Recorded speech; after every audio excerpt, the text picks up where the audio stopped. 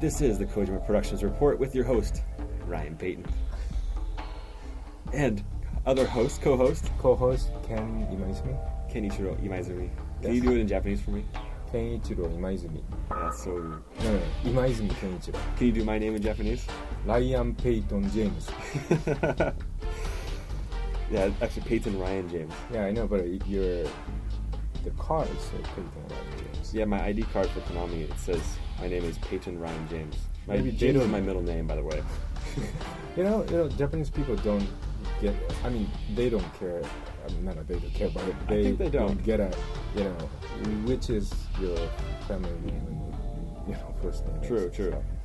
That is true. Well, are you ready to kick off the show? Sure. Yes. Go. Well, I'm looking at talking points. Yeah, we have a lot of things to talk about. So I just got back from LA.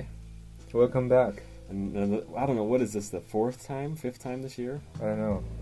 Yeah, fourth or I'm fifth losing time. track. Yes. And I've got about another 6 or 7 more to go, I think, this year. Now, looking at the news, we can skip ahead. Okay. Konami representatives confirmed Kojima Productions showing at E3. Now, Really? is this confirmed 100%, Ken? No, No, not yet. not yet. Not yet.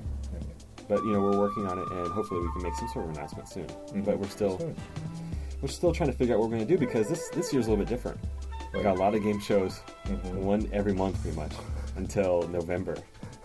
And, it's hard to kind of gauge what the vibe is for E3. It's a smaller show. Right.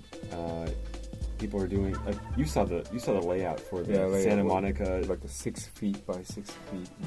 Yeah, or 20 feet by 20 feet. Right. 6 meter by Right. 6 meter. Yeah, that's right. And in that Santa Monica airplane hangar. And it's going to be interesting.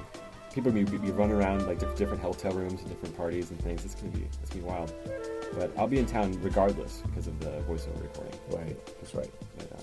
And hopefully you can be in town and check that out too. I hope so. Because it's so far going very well. And we've been taking some podcasts too. In between takes, and so we've had David Hayter on there, and then Christopher Randolph joined me last week. Right. We're gonna have him on. We took the second half of that, and that's gonna be broadcast maybe next week or the week after. Right. So look forward to that. It's a longer version. So. Mm-hmm.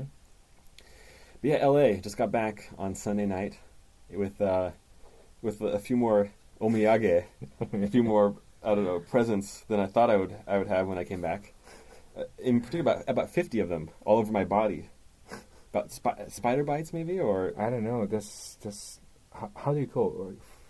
Flea? Maybe fleas or termites. Not termites. I don't think termites bite people. Mm-hmm. My hotel bed was infested with bugs, and I woke up and I'm covered in bug bites. Oh, sorry about that. So I took sorry Monday to off. Hear that. Yeah, I should choose like a better place to stay. No, it's cool.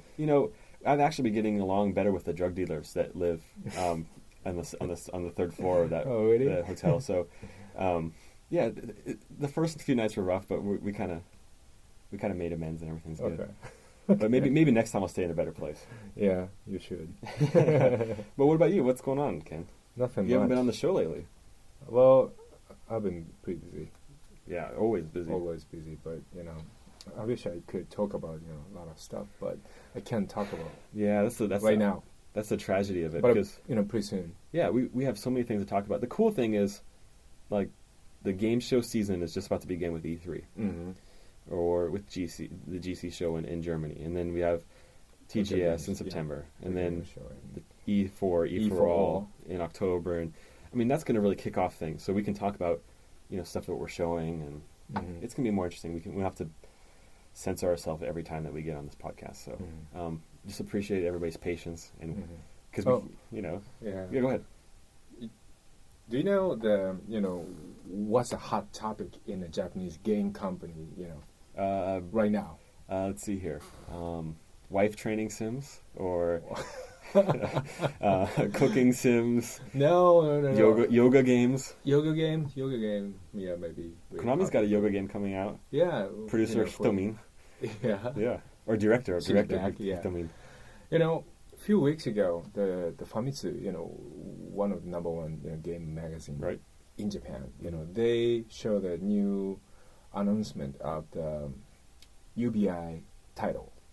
UBI title, the Assassins? Yes. Right, Assassin's Creed. And they show the, one is hot this a hot topic picture on, the magazine. I saw that, yeah. Yeah. Is that really a hot topic in Japan? Yes. I talked to so many, game company, like some companies, some game companies people, and they all talk about, the girl. Right, yeah, Jade Raymond. Yeah. And she seems like a very nice girl. Yeah, everybody talking about her. Everybody say, I want to meet her. I want to meet her. Yeah, well, she's beautiful. And yeah, she looks pretty beautiful. It'd be great if we had, more females in leading role positions like that. Right, as producer. Right. And she looks pretty, smart. Yeah, she looks smart. I look at that picture. You look at videos of her, and she seems really nice. But to be a producer, as you know, sometimes you just have to be a bastard. Right. And you can kind of tell that she's, if the deadline's coming, she can probably crack the whip and get people to work.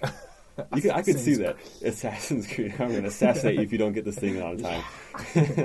But that was really, really, hot topic in Japanese. No kidding. I guess I missed it because I've been out of town. Because, when that magazine came out, everybody talking about, did you see that girl? Did you see Jade Raymond? Yeah, she was so hot. Yeah, Assassin's Creed might sell more copies than it would have if they didn't have such an attractive producer. Yeah, that's an interesting topic. Are there no Japanese female producers in this industry? I mean, I think Capcom. Capcom does? Yeah, they have do you know the game called Gyakuten Saigon? Yeah. That's right. They do have the game's producer is a female. It makes sense. It's kind of, I wouldn't say it's a game geared for females, but it's not a game about killing like most men would probably want to make. It's a different style of game, and that's cool. It's a different way of approaching things. Yeah. Who would have thought like a game about being an attorney? So, anyway, so that was hot topic in Japan. Yeah, totally. That's well. Thanks for telling me about that. Yeah. So in moving on, okay. We're recording in the basement basically of Tokyo Midtown today because we don't have the studio booked, and we're not going to go outside into the garden today. So we're literally surrounded by a bunch of cardboard boxes. Very, very, very small room. Yeah, very comfortable though. Yeah, it's quiet. No window. But what I wanted to ask is that we've moved to Midtown about a month ago, and moving it does hamper production. Like, right. All of a sudden, people working under you, they have to focus on the network, how we're going to reestablish the network in the new building. I mean, I guess my question is how is moving to Midtown impacted the MGS4 production? Has it hurt it very much, or being in Midtown, does it improve it? Like, I don't know. I mean, yes. I hope. I hope, yes. Yeah. Well, we moved in a new floor, and then the floor is really big, huge. So we can kind of look at the whole team. So look over the whole team. Right. So it's a little comfortable than convenient. Sure. Than before. Right. And then are there more meeting rooms now than before? Because that was a problem in our old building at Hills, because it was so hard to find a meeting place aside from like a room like this. We have more space, more table and more meeting space and more free space, I guess. But anything else, like anything that really impacts the project for being in Midtown? Any advantage? That does impact the project. Bathroom. The lack of bathrooms. Yes. Because we have we have more than 500 people on this floor. We have Winning 11, Power Pro, and Kojima Productions, right, all on one floor. And how many bathroom stalls do we have? We have 1, 2, 3, 4, 6 of them. It's insane. So that does actually probably hamper production a little bit. Right after lunch, it's all packed and it is long lines. And, right. Yeah, it's funny because they got line waiting for Yeah, usually. Yeah, it's unreal. It's like Disneyland, except it's so funny. Like, oh, you are waiting for bathroom. You too. Oh, you too. Yeah, that does probably hurt productivity in a way. Not significantly, but maybe in a little bit. Yeah.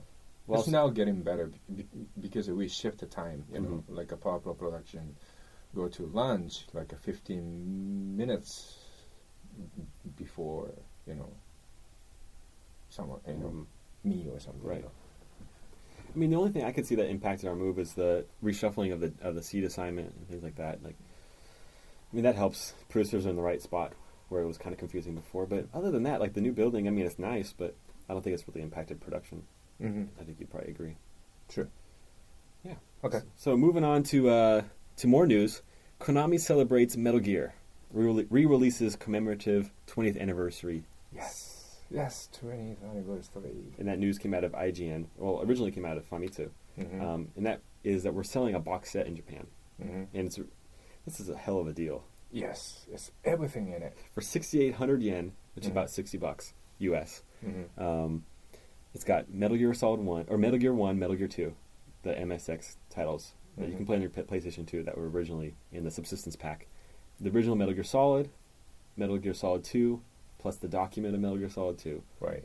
Metal Gear Solid 3, Snake Eater, however, it's a Subsistence version with the 3D camera. Mm-hmm. Metal Gear Solid Portable Ops, that UMD, and then a special Metal Gear Saga DVD. And that's all for about $60. That is a steal. and a really nice packaging, too. Yeah, and everybody said it's crazy price. It is. Yeah, it's very, very cheap. That's a hell of a deal. Yeah. Are you going to get one? Yes, 2 of them. 2 of them. Yeah. I guess I ordered one, I think. One.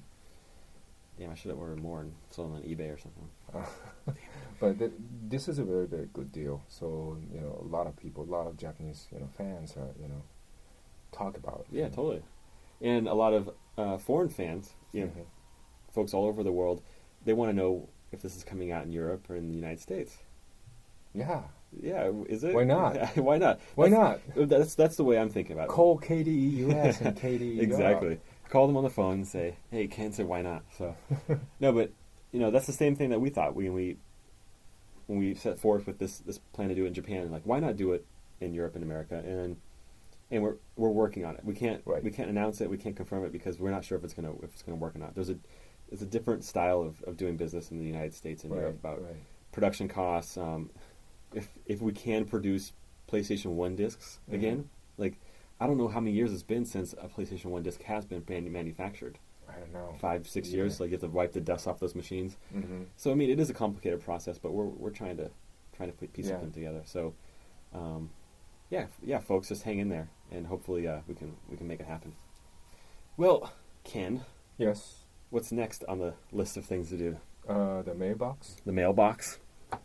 And we've got a lot of mail to cover. I think we can maybe cover maybe 3 or 4 questions. But you ready to jump right in? Yes. Go ahead. We got a letter from Jesus from Mexico. He says, "I'm from Querétaro in Mexico, and I'm a big fan of your podcast, but I was a little disappointed with your last one with Christopher Randolph because it clocked in at only 15 minutes. Why was that?" What was it?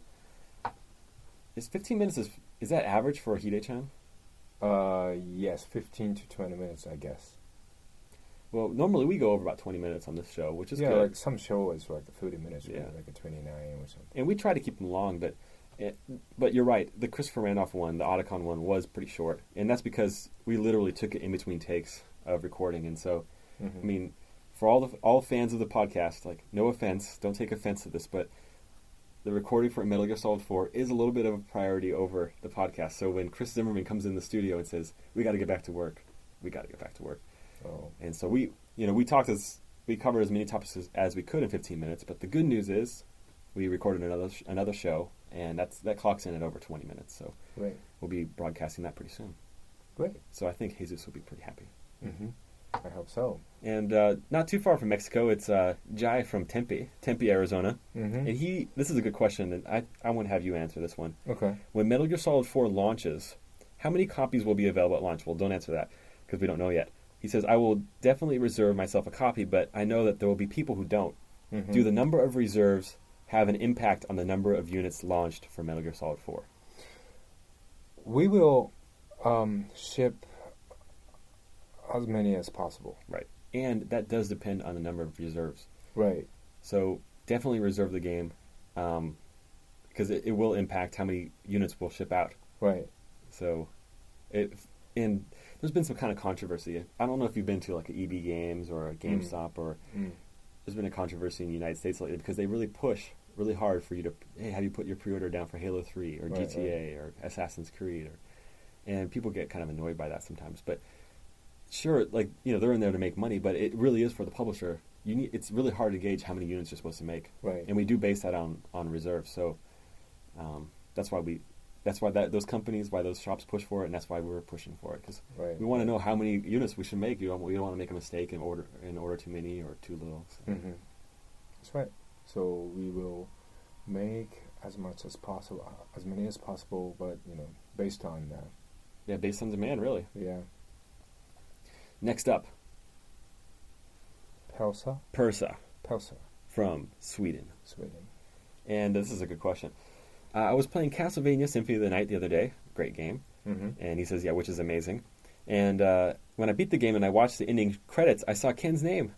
He was credited for CG Movies, and I never heard him mention that he worked on the Castlevania title. So he just wanted to say nice work. Thank you very much. Well, and I didn't know that either. A long time ago. Very, very long time ago. That was? How many years ago was that? I don't know. It's like before I moved to Hawaii, so... Maybe 97, 98, around there? Something like that. Yeah. That was a great game, yeah. And so did you... This is not the Castlevania podcast, but when you make those CG movies, did you have a chance to play the game before you jump into making the CG movies? Yes. Or do you only have a concept document? Or Well, you know, I have done only, you know, the first... beginning and end, I think. Maybe one more thing in the middle. But just a very, very short movie, so... So you play through the game and you kind of get a sense for, like, the art direction? Actually not. Really? Oh. Actually, I just checked, you know, right before they play the movie. And that time, you know, in that time, I was making a movie, like, you know, five titles movie at the same time or something. So... That's insane. I was kind of busy. Right. That time. And do you remember how much time you have to produce something like that from start to finish? Like, do you have like a month or? Actually, you know, that CGI was done by, you know, somebody from the beginning. Then I fixed it. You know, fixed some part of it and reproduce some new part. I see. So base was done, you know, was made it by somebody. So that was kind of easy job. That's pretty cool. I'll have to check it out and check out your work. No, you don't have to. Well, it's now on Xbox Live, so I should download it. Oh yeah, that's right. Yeah, that game is really, you know, one of my favorite games too. Yeah, that actually leads into the next question from Kizaru from Perth. Perth. Oh, Western Australia. And, wow. And he wants to know if what's the best game? Yeah, what's the best game you've played on PlayStation 2 or PlayStation 3? How about you? Me? I have to go with. I was thinking about this, and he says. By the way, he says besides Metal Gear Solid. And that's a hard question. It is, because I would automatically choose Snake Eater. I love that game, and that game made me want to work here. That really changed a lot of things for me, and the way I look at games. Okay. However, outside of Metal Gear Solid, I would probably go with. I love Ico. I love Wanda, the Shadow of the Colossus, and Okami. And I realize I'm picking all the Japanese games, but I think that was what the PlayStation 2's strength was a lot of quality Japanese titles. And my favorite Xbox titles or PC titles were those Western games, Western developed games. So. But it's really funny, you know, because for my favorite games of the PlayStation 2 is all, you know, foreign games, because let's hear it. God of War. God of War, yeah, it's awesome. Awesome title. I still love, you know, the God of War. Yeah, it's intense. My favorite God of War part is, you know, some like the mini games and stuff. Yeah. The mini game at the very beginning. Yes. Was that your favorite part of the game? Yeah. Anyway, and second, I mean, this one is one of my favorite too. I played like twice or three times. Which one? Prince of Persia. Prince of Persia is awesome. Awesome game. UBI. Yes. Yeah, that was really good. You know, over dinner with one of our good colleagues, we were talking about why it's frustrating that some good games, some Western developed games, just don't do very well in Japan. And they asked us for an example, and we both said at the same time, Prince of Persia. Remember that? And it's true. I mean, that game is so good, but it just didn't sell as well as it should have done. I know. All right. Well, thanks for the question, Mr. Kizaru from Perth. Yes. And last up is a question from Wizping from Italy. And he says, my question is about your new blog on Koji Pro. Well, actually on iRebo, I think he means. And you guys have got to explain how to register on that site because, unfortunately, Japanese is not my native language. And I understand, iRevo is a Japanese-only site.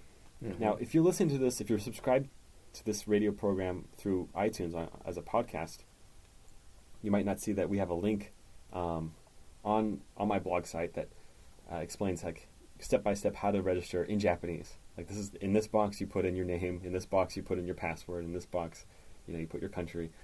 Even though if you don't have to read Japanese, just follow the instructions. So there is a guide on how to register.